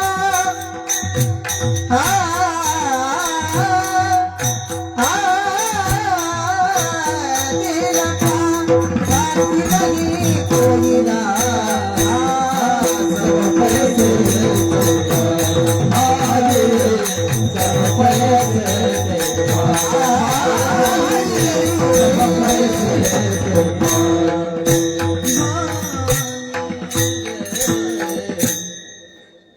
दादाजी तुम्ही लय वजन हम लागलात मागापासून माझ्या चालेल म्हणाले. आणि मला थोडे थोडे येते जास्त नाही येत होय भाऊ मी गाय काय का नाही बरं? बघा ते म्हणते नंबर 1 नुसतं चांगलं म्हणला तरी बघा. नंबर 1 म्हणल्यावर मला वाटत जरा डाऊट यायला ना थोडा.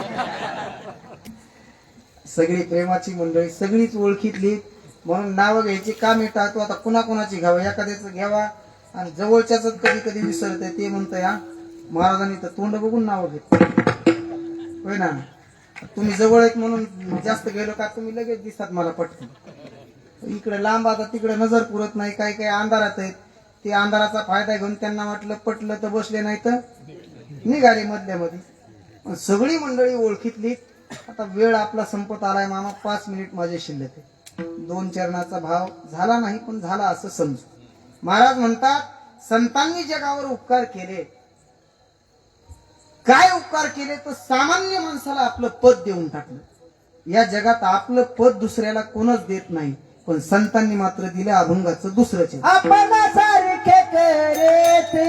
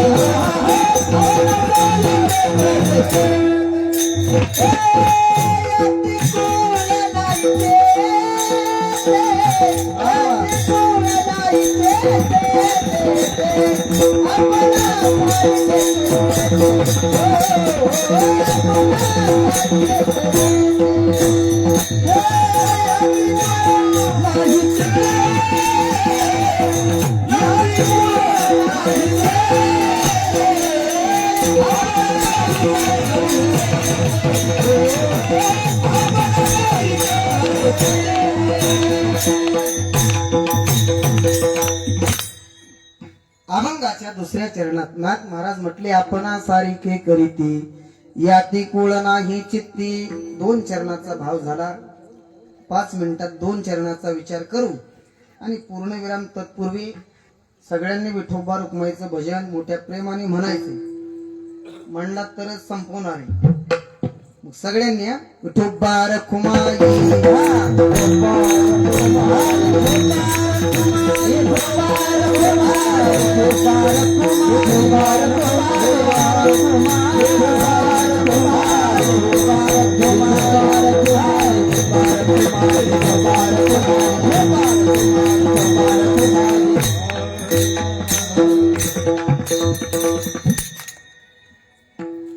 आपणा सारिखे करीती याती कुळ नाही चित्ती.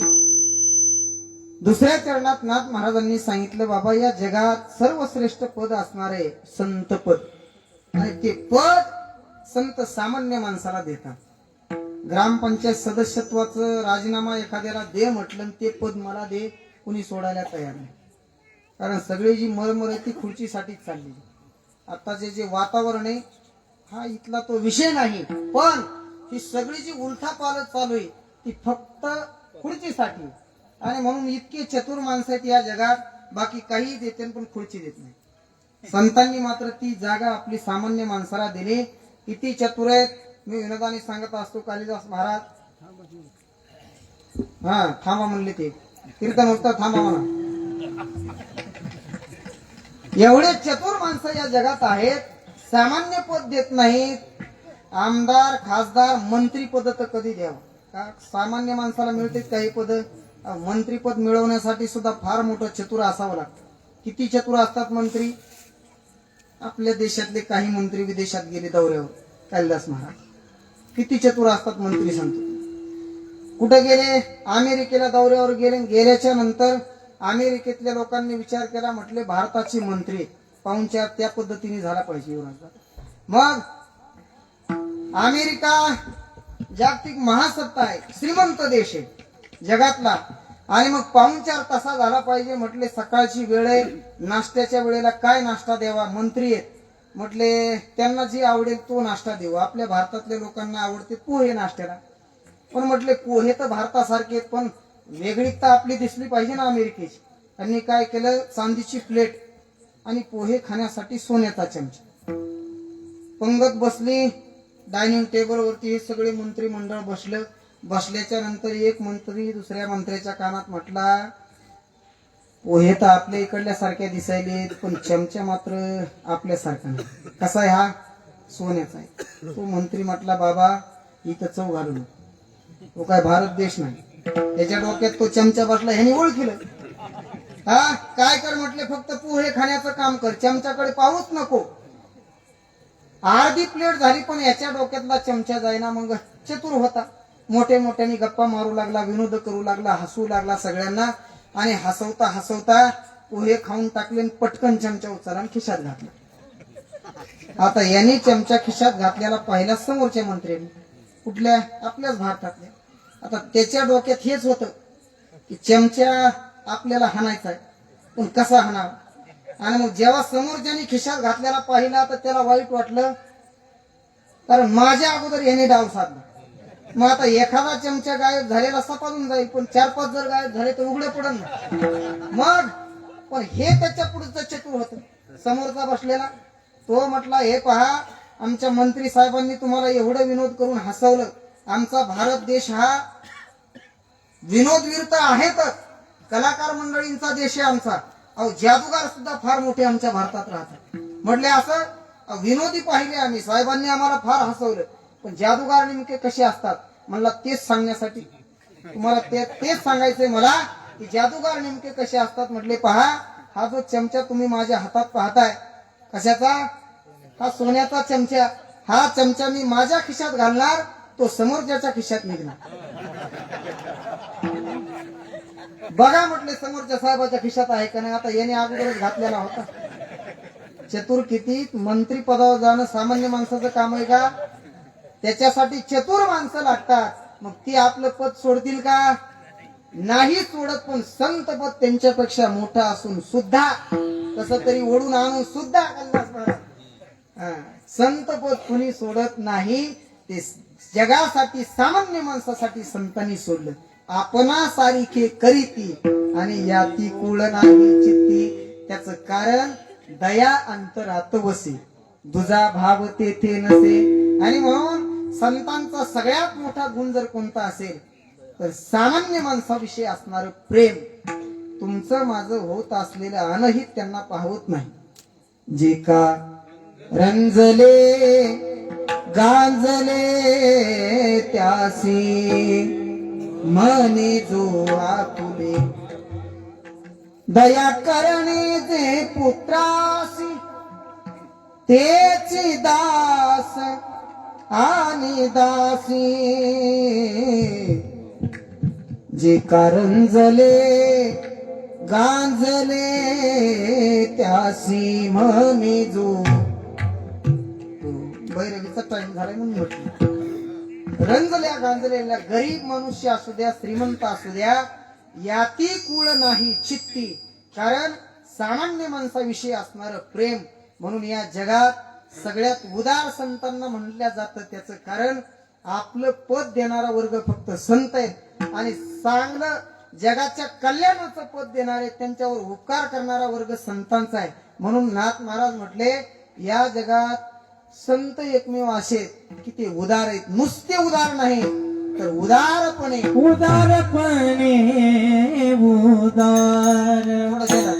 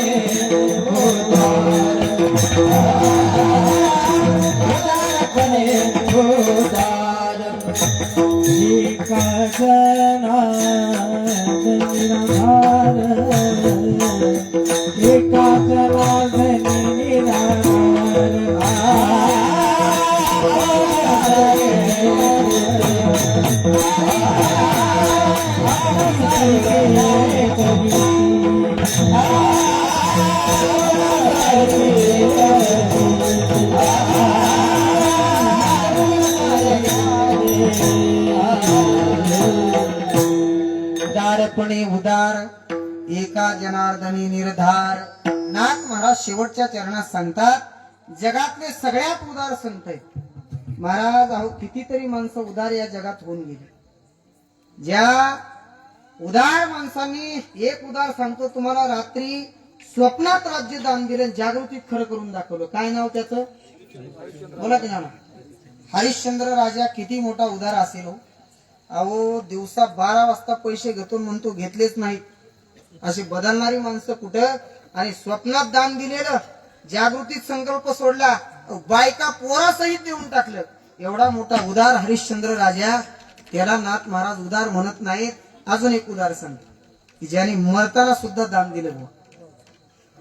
कर्ण भिडता समरांगणी बाणे व्यापी लारणी मागसी पाडोनी तेथे दात तयाचे. काय केलं करणारी मरताना दान दिलं. एखाद्याचा जीव चालल्यावर त्याला तुम्ही जाऊन मदत मागा देईल का एखादा. अरे म्हणे इथं माझा जीव चालला कुठं तुला देत बस. पण स्वतःचा जीव जात असताना सुद्धा दान दिलं. तो कर्ण एवढा मोठा उदार असताना नाथ महाराज त्याला उदार म्हणत नाहीत. अजून एक उदार सांगतो. तुम्ही म्हणताल सांगतो तरी किती का.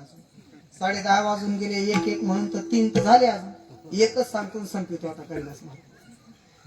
असा एक राजा या जगात उदार होऊन गेला की ज्याने सामान्य पक्ष्याचा जीव वाचावा म्हणून आपल्या मांडीचं मांस कापून दिलं. काय नाव त्याचं शिबिराजा. सगळं तुमच्या पाठ आहे मग मला कशाला उभं केले. ते म्हणतात ना तुला कळलं नंतर. आता आहे ना सगळे तुम्ही अभ्यासू माणसं आहेत ऐकणारी माणसं आहेत. म्हणून तर मामा म्हणले बाबा महाराज मी म्हणलो होतो थोडं सुरुवातीला घाला म्हणलं कालिदास महाराज सारखे आता ज्येष्ठ कीर्तनकार जरा त्यांच्या अगोदर तरी घाला त्यांच्या नंतर घालता आलं तर म्हणलं मग पुन्हा डिंग होईल वाटा. आणि कालिदास महाराजाला मी आल्यालाच म्हटलो नाना तुम्ही काय ऐकायला येऊ नका. त्यांना वाटलं उद्या माझं भारी झालं पाहिजे, ह्याच्यावर वजन हाणावं जाऊ. नाही, होणारच आहे भारी, तसं काही नाही. पण तरी त्यांच्या अंतकरणाचा मोठेपणा आहे म्हणून येऊन बसले. बरं का आता आम्ही एकाच काळात आळंदीत राहिलो, एकत्र राहिलो, एकत्र शिकलो, एकाच ताटात जेवलो आणि तेव्हापासूनचा संबंध आहे. आता ते मी जरी माझ्यापेक्षा ज्येष्ठ असतील तर माझं काय वय कमी नाही. तुम्ही आता दिसायला लहान आहे म्हणून तसं समजू नका. 42 चालू आहे गुरुजी. आता किती थोडं फरक आहे, जास्त नाही. विठाला एकच उदार सांगतो संपवतो. शिबिराजा असा उदार होऊन गेला, अहो आपल्या मांडीचं मांस कापून दिलं. कशामुळे? अहो माणसाचा जीव वाचवा म्हणून नाही, पक्ष्याचा जीव वाचावा म्हणून आपल्या मांडीचं मांस कापून देणारा राजा. निदान त्याचं कुठंतरी नाव पाहिजे ना उदाराच्या यादीत. नाथ महाराज म्हटले मी त्यांना उदार म्हणायला तयार नाही. मग कोण उदार आहे? फक्त या जगातले संतच उदार आहे. त्याचं कारण या सगळ्यांनी स्वार्थापोटी दान केले.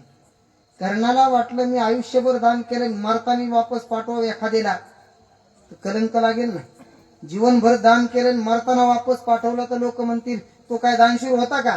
शेवटच्या टायमाला त्यांनी वापस लावला एक माणूस. म्हणून माझं नाव चांगलं जगाने दानशूर म्हणून घ्यावं हा स्वार्थ मनात होता. पण संतांच्या मात्र तो स्वार्थ मनात नाही. घातला दुकान देती आले असे दान. आणि म्हणून इथं सुद्धा शब्द वापरला संत उदार. उदार डबल शब्द आहे, नुसते उदार नाही. नुसते उदार ही अगोदरचे सांगितलेले, पण संत मात्र डबल उदार आहे. म्हणून उदारपणे उदार. नाथ महाराज म्हटले मी निर्धाराने सांगतोय, ठामपणे, पाठ करून नाही सांगत, अनुभवाने सांगतो. संतासारखा उदार या जगात कोणी नाही. आणि म्हणून उदारपणे उदार. एका जनार्दनी निर्धार आपणा सारिके करीती या ते कुळ नाही चित्ती. वेळ आपली संपली. 4 चरणांचा सरळ शब्दशः भाव सांगण्याचा प्रयत्न केला. आपण सगळ्यांनी मला सेवा करण्याची संधी दिली. फार छान नियोजन आहे, प्रसन्न वातावरण आहे आणि सगळी परिचित मंडळीत. आपल्या माणसात कीर्तन करायला एक वेगळी मजा आहे. कीर्तन तर रोजच करतो आम्ही. आमचा तो काय आहे का? तुम्ही मला धंदा तरी म्हणू नका तोंडावर. आमचं ते काम आहे मला ह्याची आम्हा करणे काम. जरा बरं वाटतो मला. रोजच कीर्तन आहे, पण आपल्या माणसात कीर्तन करण्याचा आनंद वेगळा असतो. आणि तुम्ही सगळी अंतकरणातली माणसे रोजच्या संबंधात म्हणून सेवा करण्याची संधी दिली. आपली सर्व कमिटी असेल, या सप्ताहाला मदत करणारी, या सप्ताहात सहभागी असणारी सर्व मंडळी, आपल्या सगळ्यांना धन्यवाद. झालेली सेवा भगवान विश्वकर्मा महाराजांच्या चरणी समर्पित करून याच ठिकाणी सेवेला पूर्णविराम. ज्ञानेश्वर ज्ञानेश्वर माऊली ज्ञानेश्वर माऊली.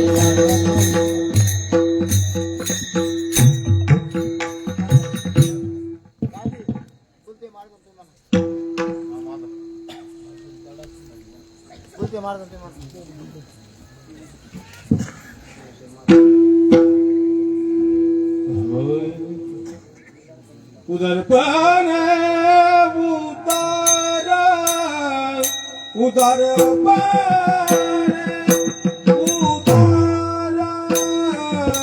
उदार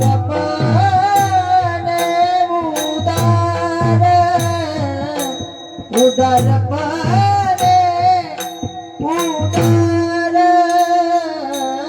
उदार उदरपण उदार उदारपण उदार उदारपण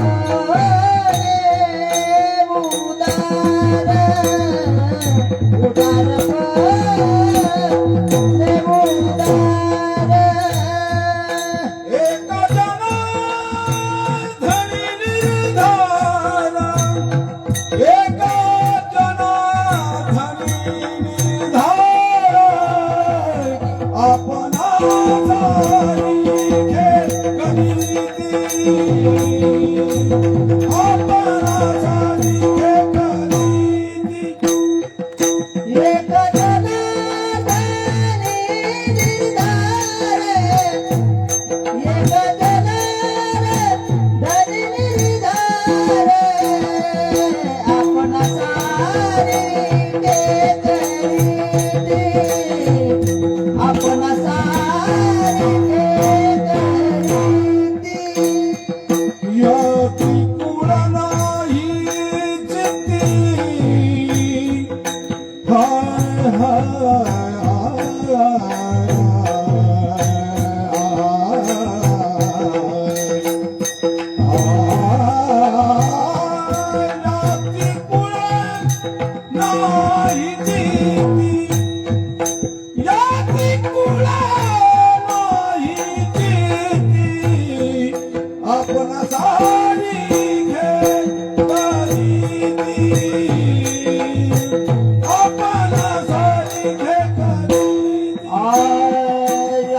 कोळ नाही ते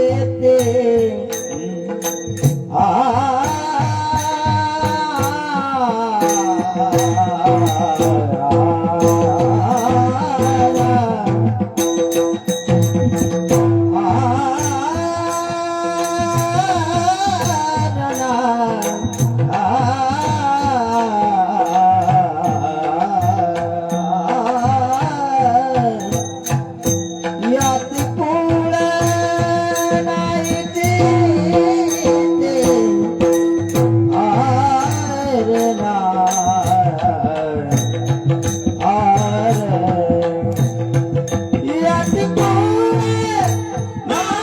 ते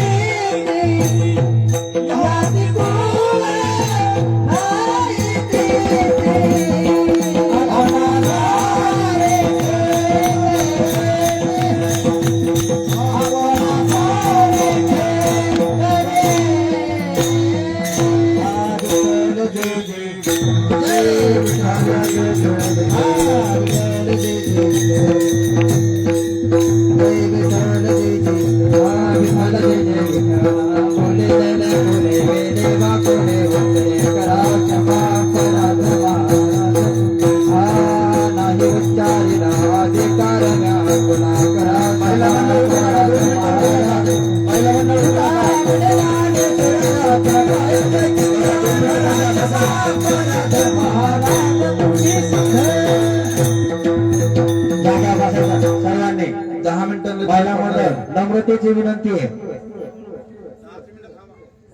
ऐका चाललेला भव्य दिव्य स्वरूपाचा अखंड हरिनाम सप्ताह भगवान विश्वकर्मा महाराजांच्या जयंती निमित्तानं अखंड हरिनाम सप्ताह तथा ग्रंथराज ज्ञानेश्वरी पारायण सोहळा श्रीमद रामायण संगीत रामायण या ठिकाणी मोठ्या आनंदाने संपन्न होत आहे. संपन्न होत असलेल्या सप्ताहामध्ये आदरणीय हरिभक्ती पारायण माझे परम वैष्णव परम आदरणीय गान सम्राट महाराष्ट्रातील एक ख्यातनाम कीर्तनकार ज्यांचं आपल्या परिसराचं वैभव अगदी जन्मभूमी या ठिकाणी माजलगावच्या जवळच आहे आणि सगळ्यांच्या सुपरिचित असणारे गायनामध्येही तसेच आहेत आणि कीर्तनामध्येही अगदी गोड कीर्तन ज्यांनी आता केलं. खरं तर उगं माझं नाव घेतलंय त्यांनी अजून चेहरे टवटवीत लोकांचे महाराज हा अजून असं सुंदर महाराजांनी या ठिकाणी केलं कीर्तन केलं. महाराजांना एकदा सगळ्यांनी टाळ्या वाजवायच्या सगळ्यांनी एकदा करून टाळ्या वाजवा. घरी जाताना जे गेले त्यांनी टाळ्या वाजवा म्हणत होते. महाराजांना खूप खूप मंडळातर्फे धन्यवाद. आदरणीय या ठिकाणी सर्व उपस्थित महाराज मंडळी उत्कृष्ट गान सम्राट आमचे रामहरी महाराज असतील, आदरणीय आमचे योगेश महाराज असतील, नवनाथ महाराज असतील आणि सर्व रात्रचे कीर्तनकार सुद्धा या ठिकाणी उपस्थित आहेत. आमचे काय त्याचं नाव कुलते महाराज ते लक्षात आमचे आबा आहेत जवळ जरा पत्रिका द्यायची राहते ना भाऊ आहेत आधी करून सर्व टाळकरी मंडळी रमाकांत महाराज सगळ्यांनी या ठिकाणी उपस्थिती लावली. आमचे पत्रकार बाळासाहेब महाराज आमचे ज्यांनी हे सगळ्या कार्यक्रमाचं नियोजन केलंय आमचे बालूमामा सगळ्यांना धन्यवाद देतो आणि या ठिकाणी थांबतो. उद्या कीर्तनकार संध्याकाळचं कीर्तन आहे ते कीर्तनकार लांबून येणार आहेत रमाकांत मला सांगू नका काही ते काय सर तुम्ही करायचं ते मी सांगतो. ते कीर्तनकार लांबून येणार आहे त्याच्यामुळं तुम्ही सगळ्यांनी लवकर यायचं बरं. हा उद्याचे कीर्तनकार मीच आहे जाऊ द्या मामा मीच आहे ना ते काय सगळ्यांना माहिती. श्री संत ज्ञानेश्वर नगर श्री विश्वकर्मा भगवान यांच्या जयंतीनिमित्त होत असलेल्या अखंड हरिनाम सप्ताह याची सुरुवात दिनांक 15/2/2024 वार गुरुवार पासून सुरुवात झालेली आहे.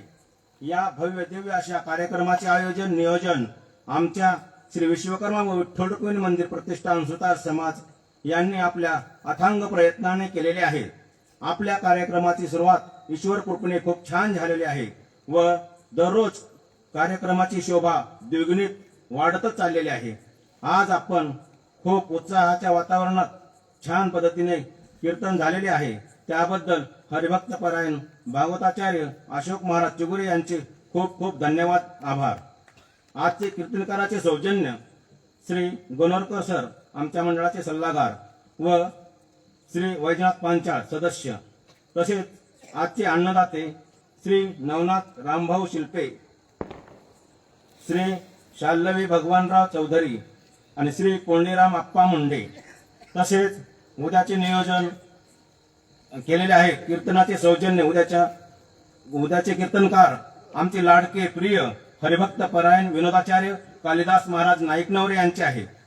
तर त्यांचे सौजन्य श्री अशोकराव दिगंबरे आमचे सचिव मंडळाचे व सदस्य श्री गणेशराव नन्नवरे. अन्नदाते श्री भगवान वसंतराव शिल्पे, श्री विठ्ठल सुखदेव पांचाळ, श्री सत्यप्रेम नाटकर साहेब. अशा प्रकारे मृदंगाचार्य, गायनाचार्य व त्यांचे सहकारी टाळकरी इत्यादी सर्वांचे आम्ही आभार मानतो.